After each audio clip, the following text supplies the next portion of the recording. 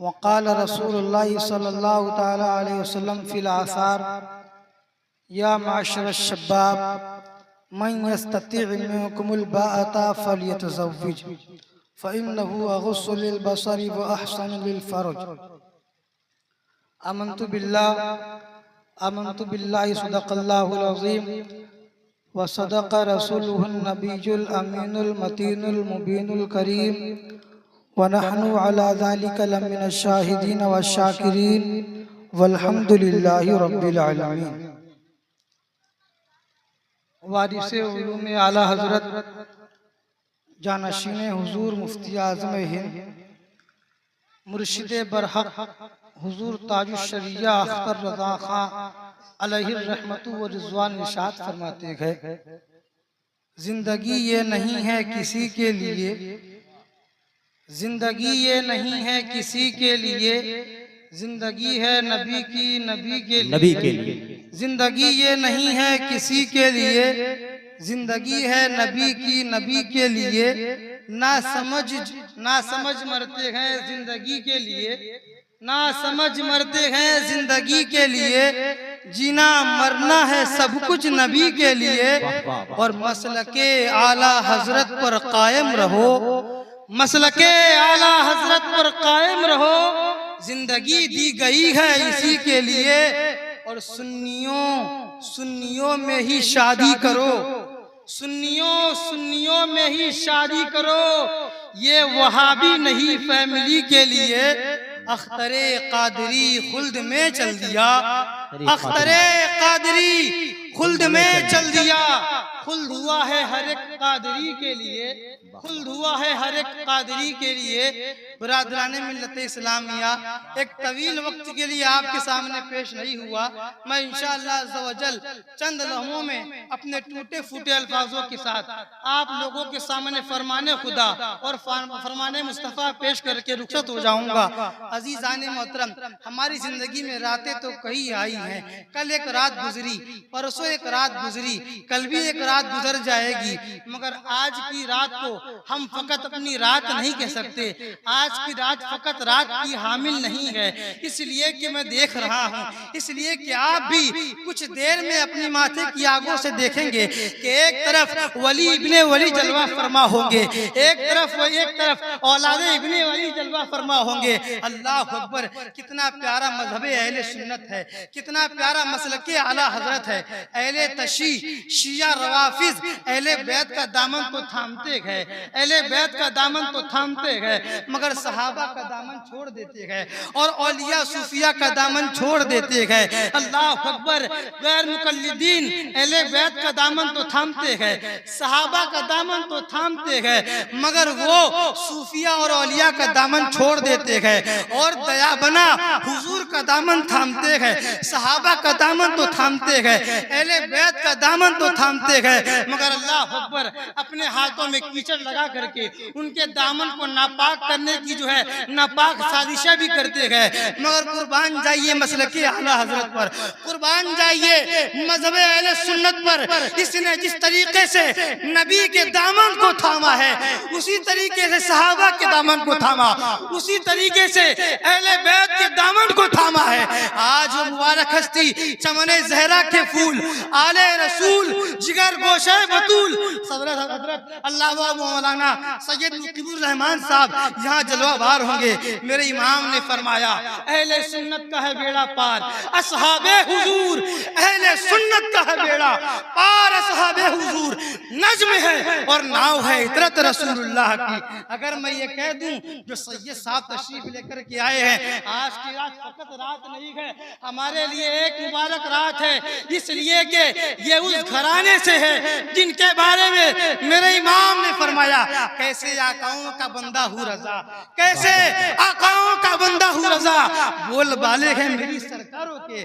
عزیزان محترم، آپ حضرات جو یہاں وہاں گھوم رہے ہیں ان کو دیکھ کے مجھے یہ خیال آ رہا ہے ہندوستان میں ایک جماعت نکلی ہے جو جھولا چھپڑ لے کر کے طرح طرح گھومتی ہے۔ ان لوگوں سے میں عرض کرتا ہوں ان جماعتوں میں نہ جائے، اس محفل میں تشریف لے کر کے آئے، اس لیے کہ اگر کہیں پر صدقہ بٹ رہا ہو، کہیں پر بھیک بٹ رہی ہو تو جو انسان اپنا کٹورا پیچھے کر لیتا ہے اسے بھیک نہیں ملتی۔ یہاں پر صدقہ بٹ رہا ہے، مصطفیٰ جان رحمت کا صدقہ بٹ رہا ہے، ذکر خدا ہے، یاد مصطفیٰ ہے، اور چند دیر کے بعد اسٹیج کے اوپر اولاد مصطفیٰ ہے۔ اللہ اکبر! اس لیے آپ حضرات یہاں وہاں مصروف نہ رہے، محفل میں تشریف لے کر کے آئیں۔ آئیے بلا تاخیر و تمثیل میں اپنے گفتگو کو شروع کرتا ہوں، اپنے گفتگو کو شروع کروں، اپنے عنوان کی طرف آتا بڑھتا چلوں۔ عزیزان محترم، اللہ تبارک و تعالی قرآن مجید میں ارشاد فرماتا ہے وَمِنْ آيَاتِهِ أَنْ خَلَقَ لَكُمْ مِنْ أَنفُسِكُمْ أَزْوَاجًا لِتَسْكُنُوا إِلَيْهَا وَجَعَلَ بَيْنَكُمْ مَوَدَّةً وَرَحْمَةً۔ آج کی یہ مبارک محفل نکاح کے سلسلے میں منعقد کی گئی ہے۔ رب کی بارگاہ میں دعا گو ہوں، میں نے جس آیت کریمہ کی تلاوت کرنے کا شرف حاصل کیا اس کے متعلق مجھے حق کہنے، آپ لوگوں کو حق سننے کی توفیق عطا فرمائے۔ آئیے بلا تاخیر، اس سے پہلے کہ میں آپ کے سامنے اپنے عنوان کو شروع کروں، ہم سب مل کر کے ساری کائنات کے مرکز عقیدت، اللہ کے محبوب، دانائے غیوب، سرکار کائنات، فخر موجودات، انیس بے کساں، چارہ ساز دردمندہ، حضور جناب احمد مجتبیٰ محمد مصطفیٰ ارواحنا فدا صلی اللہ تعالیٰ علیہ وسلم کی مقدس بارگاہ میں اپنے امتی اور غلامی کا ثبوت دیتے ہوئے درود پاک پڑھ لیتے ہیں۔ پڑھیے اللہم صلی علی سیدنا شفیعنا نبینا مولانا محمد بارک وسلم، صلو علیہ صلاۃ و سلام علیک یا رسول اللہ صلی اللہ تعالیٰ علیہ وسلم۔ برادران ملت اسلامیہ، سب سے پہلی عبادت جس کی ادائیگی جنت میں کی گئی اسے نکاح کہتے ہیں۔ جب کوئی عبادت کا وجود نہ تھا تو سب سے پہلی جو عبادت کی گئی ہے اسے نکاح کہتے ہیں۔ پتہ یہ ہے الغرض یہ کہ دنیا کی سب سے پہلی عبادت جسے جنت میں ادا کی گئی اسے نکاح کہتے ہیں۔ بلکہ اتنا کہہ دوں کہ تمام عبادتیں ختم ہو جائے گی، دنیا فنا ہو جائے گی، جہنمیوں کو جہنم میں بھیج دیا جائے گا، جنتیوں کو جنت میں بھیج دیا جائے گا۔ اب کوئی عبادت نہیں ہوگی، جنت کے اندر نماز نہیں ہے، جنت کے اندر روزے نہیں ہے، اس لیے کہ جنت تو لطف اندوزی کی جگہ ہے، جنت کے اندر زکوٰۃ ادا نہیں کرنی ہوگی، اس لیے کہ ہر شخص مالدار ہوگا، ہر شخص صاحب نصاب ہوگا۔ جب سارے انسان مالدار ہوں گے اور صاحب نصاب ہوں گے تو آخر زکوٰۃ لے گا کون؟ جنت کے اندر کوئی عبادت نہیں ہوگی۔ اگر اپنے الفاظ میں کہوں، اگر اپنے الفاظ میں دنیا اور جنت کو سمیٹنا چاہوں تو جان جائیے دنیا اس جگہ کا نام ہے جہاں ہر انسان کی ہر مراد پوری نہیں ہوتی، مگر جنت اس جگہ کا نام ہے جہاں ہر انسان کی، ہر ادنے سے ادنا انسان کی ہر مراد پوری ہو جاتی ہے، اسے جنت کہتے ہیں۔ اللہ اکبر! جنت کے اندر کوئی عبادت نہیں ہوگی، مگر سب سے آخر میں تمام چیزیں فنا ہونے کے بعد، تمام عبادتیں ختم ہونے کے بعد جو عبادت باقی رہے گی اسے نکاح کہتے ہیں۔ اللہ اکبر! نکاح کی اسلام میں اتنی فضیلت ہے اس لیے کہ مذہب اسلام میں نکاح کو عبادت کہا گیا ہے، اس لیے کہ نکاح کرنا سنت ہے اور سنت عبادت کہلاتی ہے۔ عزیزان محترم، بلکہ اتنا ہی نہیں، کریم آقا صلی اللہ تعالیٰ علیہ وسلم نے ارشاد فرمایا یا معاشر الشباب من یستطیع منکم الباءۃ فلیتزوج۔ اے نوجوانوں کی جماعت سنو، تم میں سے جو نکاح کرنے کی طاقت رکھتا ہو وہ نکاح کرے۔ اللہ اکبر! بار بار جب نبی نے یہ اعلان کیا کہ نکاح کرو، نکاح کرو، تم میں سے جو نکاح کرنے کی طاقت رکھے وہ نکاح کرے، تو صحابہ نے عرض کیا یا رسول اللہ صلی اللہ تعالیٰ علیہ وسلم آپ کا فرمان ہے کہ نکاح کرو۔ یا رسول اللہ ہم نکاح تو کر لیں گے مگر عورت کو رکھیں گے کہاں؟ ہمارے پاس مکان نہیں ہے۔ یا رسول اللہ ہم نکاح تو کر لیں گے مگر عورت کو کھلائیں گے کیا؟ کیونکہ ہماری زندگی خود کئی دنوں تک فاقوں میں گزرتی ہے۔ اللہ اکبر! اللہ اکبر! جب مریض بدلتا ہے تمام حکیم دوا بدل دیتے ہیں، جب مرض بدلتا ہے تمام حکیم نسخے بدل دیتے ہیں۔ یہ میرے نبی کی شان ہے، نسخے کو نہیں بدلا بلکہ فرمان کو بدل دیا۔ فرمایا نکاح کرو، اس لیے کہ جو نکاح کرتا ہے اللہ اسے مالدار کر دیتا ہے۔ بلکہ اللہ کے نبی نے فرمایا اذا تزوج العبد، جب بندہ نکاح کرتا ہے اللہ اکبر، فقط استکمل نصف الدین، تو اللہ اس کے آدھے دین کو پورا کر دیتا ہے۔ فلیتق اللہ فی النصف الباقی، باقی کے دین میں وہ اللہ سے ڈرے۔ بار بار اللہ کے نبی نے فرمایا نکاح کرو، اس لیے کہ نکاح کرنے، بلکہ میں آپ کو بتا دوں نکاح اس عظیم نعمت کا نام ہے۔ سرکار سیدنا خواجہ غریب نواز معین الدین چشتی اپنے ملفوظات میں فرماتے گئے حضرت آدم علیہ السلام کی جنت میں تخلیق تو کی گئی، جنت میں ہر طرح کی نعمت ہے۔ آپ مجھے بتائیے ذرا، حضرت آدم کو دنیا میں جنت میں پیدا کیا گیا، جنت میں بتائیے ذرا کس نعمت کی کمی ہے؟ کیا کھانے کی کمی ہے؟ کیا پینے کی کمی ہے؟ بلکہ جنت میں حضرت آدم کے سامنے حوریں بھی پیش کی جا رہی تھی، مگر آدم کے دل کو اطمینان قلبی حاصل نہیں ہو رہا تھا۔ اللہ اکبر، جب آپ نے آنکھیں بند کی دل میں اسرار ہوا، اے میرے مولا تو میرے لیے کسی ہمسفر کا انتظام فرما، اے میرے مولا تو میرے لیے کسی ہمراز کو مہیا فرما۔ آپ نے یہ سوچا اور آنکھیں بند کی۔ آنکھیں، اب غور کرو ذرا، عورت کی انسان کی زندگی میں، ایک مرد کی زندگی میں عورت کی کتنی ضرورت ہے۔ اللہ فرماتا ہے وَمِنْ آيَاتِهِ أَنْ خَلَقَ لَكُمْ، ہماری نشانیوں میں سے ایک نشانی یہ ہے کہ ہم نے تم کو پیدا کیا، اور ساتھ ہی ساتھ أَزْوَاجًا لِتَسْكُنُوا إِلَيْهَا، ساتھ ہی ساتھ تمہارے جوڑے کو پیدا کیا تاکہ تم اس جوڑے کے ذریعے سے سکون حاصل کرو۔ اللہ اکبر، حضرت آدم کے دل کو سکون نہ تھا، اس لیے ان کا جوڑا پیدا کیا گیا۔ الحقیقت یہ ہے کہ ایک مرد کی زندگی ایک عورت کے بغیر ادھوری ہے، ایک مرد کی زندگی ایک عورت کے بغیر ادھوری ہے، اور ایک عورت کی زندگی ایک مرد کے بغیر ادھوری ہے۔ اس لیے کہ اللہ تبارک و تعالیٰ نے اپنے بندوں کو اس خصلت کے ساتھ پیدا کیا کہ ایک مرد ایک عورت کی طلب رکھتا ہے، ایک عورت ایک مرد کی طلب رکھتی ہے۔ عزیزان محترم، حضرت آدم نے آنکھیں بند کی، آدم نے آنکھیں بند کی اور سو گئے۔ جلوہ بہا آنکھیں بند ہوئی، اس کے بعد جب آنکھوں کو کھولا تو کیا دیکھا کہ سامنے ایک حسین عورت ہے، ایک حسین و جمیل عورت ہے۔ اللہ اکبر، اب نکاح کی برکت ذرا غور کرے۔ عزیزان محترم، آج معاشرے میں فقط نکاح کو ایک رسم سمجھ لیا گیا۔ آج معاشرے میں لوگوں نے نکاح کو جسمانی سکون حاصل کرنے کا نام دے دیا ہے۔ آج لوگوں نے عورت کو فقط ایک جسمانی سکون حاصل کرنے کے بعد اسے قدموں کے نیچے روندنے والی چیز بنا دی ہے۔ اب غور کرو اسلام میں کیا مقام ہے عورتوں کا، اب غور کرو رب قدیر نے اور میرے مصطفیٰ نے کیا مقام عطا کیا اسلام نے عورتوں کو۔ عزیزان محترم، آنکھیں کھلی، حسین و جمیل عورت کو دیکھا، اللہ اکبر۔ اب غور کرو ذرا، حضرت آدم کی بائیں پسلی سے اللہ تبارک و تعالیٰ نے حضرت دادی حوا کو پیدا کیا۔ اگر اللہ تبارک و تعالیٰ چاہتا تو حضرت آدم کے سونے کے وقت پر ان کے پیروں سے، ان کے قدم کے، ان کے پیر کے ناخن کے ذریعے سے دادی حوا کو پیدا کر دیتا۔ اگر اللہ تبارک و تعالیٰ چاہتا تو حضرت آدم کے بال کے ذریعے سے دادی حوا کو پیدا فرما دیتا۔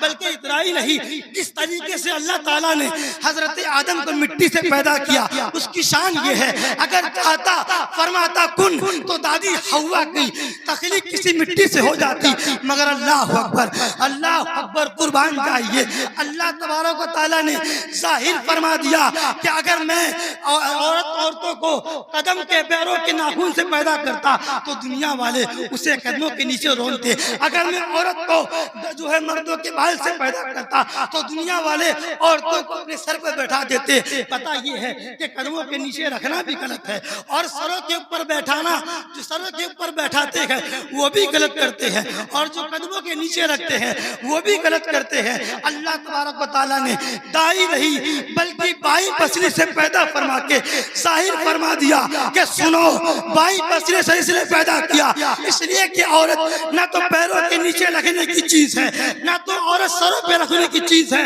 بائیں پسلی دل کے قریب ہوتی ہے، عورت تو دل میں رکھنے کی چیز ہے۔ وَجَعَلَ بَيْنَكُمْ مَوَدَّةً وَرَحْمَةً، اللہ تبارک و تعالیٰ نے ان دونوں کے درمیان میں محبت و الفت بنائی. محبت و الفت کیوں ہوئی؟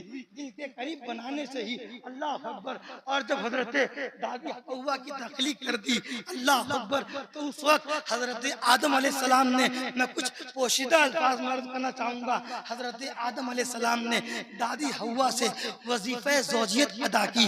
یہاں پر سمجھنے والے سمجھ رہے ہوں گے کہ وظیفہ زوجیت کسے کہتے ہیں. اللہ اکبر. جب وظیفہ زوجیت ادا کی, اس کے بعد آپ کے بدن کو, آپ کے جسم کو بڑی فرحت محسوس ہوئی, بڑی تندرستی محسوس ہوئی. جبریل امین نے عرض کیا, اے آدم علیہ السلام بتائیے ذرا, آپ نے جب جو ہے وظیفہ زوجیت ادا کرنے کے بعد جو غسل کیا, اس غسل کے بدلے میں آپ کو کیا محسوس ہوا؟ حضرت آدم فرماتے ہیں کہ جب میں نے وظیفہ زوجیت ادا کی, وظیفہ زوجیت ادا کرنے کے بعد جب میں نے غسل کیا تو میرے بدن کو فرحت حاصل ہوئی, میرے بدن کو تندرستی حاصل ہوئی. اللہ اکبر. جبریل امین عرض کرتے ہیں, اے اللہ کے نبی, اے حضرت آدم علیہ السلام, اس لیے کہ یہ نکاح کی برکت ہے. اگر عزیزان محترم, اگر انسان نکاح سے پہلے اگر کوئی انسان پاکی حاصل کرنے کے لیے غسل کرتا ہے تو اسے فقط پاک ہونے کا ثواب ملتا ہے. مگر جب بندہ نکاح کرنے کے بعد اپنی بیوی کے ساتھ وظیفہ زوجیت ادا کرے اور اس کے بعد غسل کرتا ہے, حضرت جبریل عرض کرتے ہیں کہ اللہ تبارک و تعالی ہر قطرے کے بدلے اسے 1 سال کی عبادت کا ثواب عطا کرتا ہے. اور ہر قطرے کے بدلے اللہ تبارک و تعالی 70,000 فرشتے پیدا کرتا ہے جو قیامت تک اس کے لیے بخشش کی دعا کرتے ہیں. اللہ اکبر. اب بات آتی ہے کہ اللہ کے نبی کا فرمان, نکاح کرو, نکاح کرو, مگر کیسی عورتوں سے نکاح کرو؟ اللہ کے نبی نے فرمایا, تنکح المرأة لأربعین, عورتوں سے جو نکاح کیا جاتا ہے وہ 4 وجہ سے کیا جاتا ہے. لمالها ولجمالها ولحسبها ولدینها فاظفر بذات الدین تریبت یدک. عورتوں سے جو نکاح کیا جاتا ہے وہ 4 وجہ کی بنا پہ کیا جاتا ہے, اس کی خوبصورتی کی بنا پر, اس کے جمال کی بنا پر, اس کے جمال کی بنا پر, اس کے مال کی بنا پر, اس کے حسب کی بنا پر. میرے نبی نے فرمایا, فاظفر بذات الدین, تم دیندار عورتوں کو چنو. تریبت یدک, تاکہ تمہارے ہاتھ مرد حالت ہوں, تاکہ تمہیں قیامت کے دن اس بیوی کے صدقے میں جنت ملے. اس لیے کہ اللہ کے نبی نے فرمایا, اللہ کے نبی نے فرمایا, ان المرأة اذا صلت خمسها وصامت شهرها وحافظت فرجها وباعت بعلها. اللہ اکبر. میرے نبی نے فرمایا, جب عورت نکاح کرنے کے بعد 5 وقت کی نماز پڑھتی ہے اور روزے رکھتی ہے, اپنے شرمگاہ کی حفاظت کرتی ہے, اپنے شوہر کی فرمانبرداری کرتی ہے, تو اس کے صدقے میں اس کا شوہر بھی اور وہ بھی جنت میں داخل ہو جاتے ہیں. عزیزان محترم, بلکہ اتنا ہی نہیں, اللہ کے نبی صلی اللہ تعالی علیہ وسلم نے ارشاد فرمایا, ایما امرأة ماتت وزوجها عنها راض, ایسی عورت جو مر جائے اور اس کا شوہر اس سے راضی ہو تو فتدخل الجنہ, فدخلت الجنہ, تو وہ جنت میں داخل ہو جاتی ہے. اس لیے دیندار کو چنو, کیونکہ جب تم دیندار چنو گے, اللہ کے نبی نے فرمایا, الدنیا کلها متاع وخیر متاع الدنیا المرأة الصالحہ. دنیا جو ہے سامان ہے, وخیر متاع الدنیا, دنیا کا سب سے بہترین سامان المرأة الصالحہ, نیک عورت ہے. بلکہ دوسری حدیث میں اللہ کے نبی نے فرمایا, الدنیا کلہ متاع وخیر متاع الدنیا الرجل الصالح. دنیا جو ہے سامان ہے, دنیا کا سب سے بہترین سامان نیک مرد ہے. اس لیے حضرات, اپنی زندگی کے لیے, اپنی شریک حیات کے لیے, اپنے شوہروں کے لیے, اپنی زندگی میں ایک شوہر کے لیے تم دیندار مردوں کو ڈھونڈو, دیندار عورتوں کو ڈھونڈو. اس لیے کہ وہ عورت جو دیندار نہیں ہے, جو فحاشی والی گفتگو کرتی ہے, جس کے زندگی کا یہ حال ہے کہ ہر لمحہ اپنے شوہر کی نافرمان رہتی ہے, ہر لمحہ اپنے شوہر اور اس کے گھر والوں کا دل دکھاتی ہے, ایسی عورت کے بارے میں کریم آقا نے فرمایا, ایسی عورت کو قیامت کے دن جنت کی خوشبو محسوس نہیں ہوگی, جنت کی خوشبو بھی نصیب نہیں ہوگی. اللہ اکبر. اور کرے, اس لیے حضرات عزیزان محترم, اور اور آج کل تو اللہ اکبر انسان ہمارے معاشرے میں نکاح کو اتنا مہنگا کر دیا گیا ہے کہ باپ کو اپنا کھیت اپنی زمین سب کچھ بیچنا پڑ جاتا ہے. اللہ اکبر. بتائیے ذرا کیا ایسا نکاح کامیاب ہوگا؟ بلکہ آج معاشرے میں لوگوں نے ڈی جے پہ شادی کو عام کر دیا. میں ان لوگوں سے کہنا چاہتا ہوں جن لوگوں نے نکاح کو مہنگا کیا، جن لوگوں نے نکاح کو ڈی جے پر شروع کیا. جب نکاح ڈی جے پہ ہوتا ہے تو اولاد ٹک ٹاک اور ریل کے اوپر انسٹاگرام کے اوپر مجرا کرتی ہوئی نظر آتی ہے. اگر آپ چاہتے ہیں کہ آپ کی اولاد نیک اور صالح ہو تو اپنی زندگی کو شریعت مصطفیٰ بھی گزارے، اپنے لیے نیک اور صالح اولاد کو ڈھونڈے، اپنے لیے نیک اور صالح مرد کو ڈھونڈے، نکاح کو سستا کرے. اس لیے کہ نکاح اتنا مہنگا ہو گیا ہے کہ لوگ نکاح کے بدلے زنا کرنے چلے جا رہے ہیں. میرے نبی نے فرمایا، حضرت عائشہ فرماتی ہے، ان اعظم النکاح برکتن ایسرہ مؤونتن، سب سے عظیم اور برکت والا نکاح وہ ہے جس میں لڑکی کے باپ کے اوپر بوجھ کم ہوتا ہے. عزیزان محترم، اسی گفتگو کے ساتھ، اسی چند الفاظ کے ساتھ اپنی گفتگو کو یہیں ختم کرتا ہوں. رب کی بارگاہ میں دعا گو ہوں، مجھ سے کہنے میں جو لفظیں ہوئی اللہ ان تمام کو معاف فرمائے. وما علینا الا البلاغ. السلام علیکم ورحمۃ اللہ وبرکاتہ. ماشاءاللہ، سبحان اللہ، سبحان اللہ. جناب حضرت